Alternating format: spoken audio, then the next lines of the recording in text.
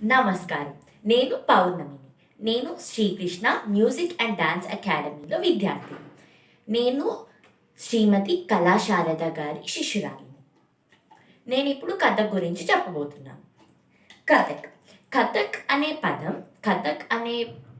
కథ అనే పదం నుంచి పుట్టింది. కథ అంటే ఏంటి? మనం తెలుగులో అంటూ ఉంటాం కథలు చెప్దాం, కథలు విందాం అలాగా.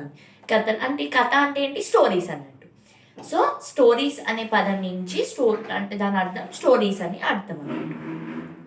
దాని తర్వాత ఇది ఎలా ఇంకా ఎప్పుడు ఉద్భవించింది, ఎప్పుడు పుట్టింది అని అంటే అది ఒక చాలా ఏళ్ల క్రితం పూర్వకాలంలో పుట్టింది. ఎక్కడ? నార్త్ ఇండియాలోని యూపీ, ఉత్తరప్రదేశ్ అనే స్టేట్లో పుట్టింది. దాని తర్వాత కథక్ని చేసే వాళ్ళని ఏమంటారు? కథాకార్స్ లేదా స్టోరీ టెల్లర్స్ అని అంటూ ఉంటారు అన్నట్టు.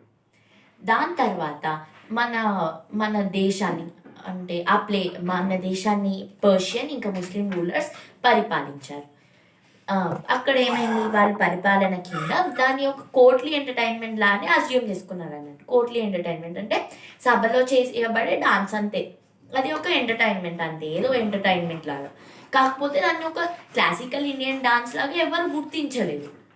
కాకపోతే 19వ శతాబ్దంలో మళ్ళీ దాని యొక్క గొప్పతనాన్ని తెలుసుకొని అది ఒక కోట్లీ డాన్స్ మాత్రమే కాదు, కోట్లీ డాన్స్ కాదు, అది ఒక ఇండియన్ క్లాసికల్ డాన్స్ అని గుర్తించబడింది అన్నట్టు.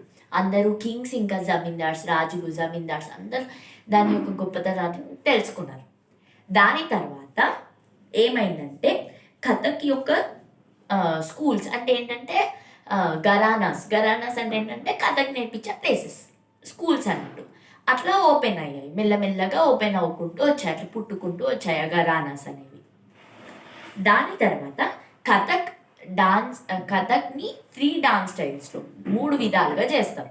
ఆ 3 విధాలను ఏమంటారు అంటే జైపూర్ ఘరానా, లక్నో ఘరానా, బనారస్ ఘరానా, ఇలా 3 ఉంటాయి. 3 విధాలుగా చేస్తారు ఈ dance. 3 types of dance styles అన్నట్టు ఈ కథక్ అనేది. ధన్యవాదాలు. Thank you.